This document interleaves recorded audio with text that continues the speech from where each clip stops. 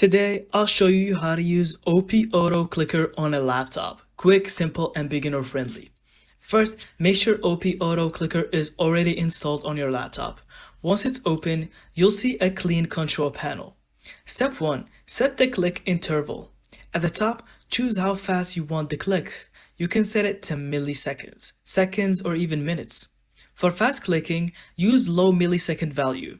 For slow tasks, increase the time. Step 2. Choose the mouse button.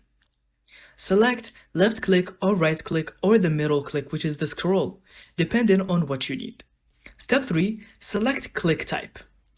Choose single click, double click, or more if available. Most users stick with single click. Step 4. Choose click location. You can press on pick cursor position and then you can just put it whatever you want it to be on your screen, and it'll set the location automatically. Step 5. Set key hotkey. Go to hotkey settings and then press start and set whatever key you want it to be. For example, I'll do M. And press on OK.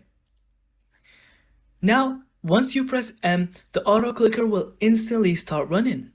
And that's it. Thank you so much for watching. I hope you found this video helpful. And don't forget to leave us your thoughts in the comments.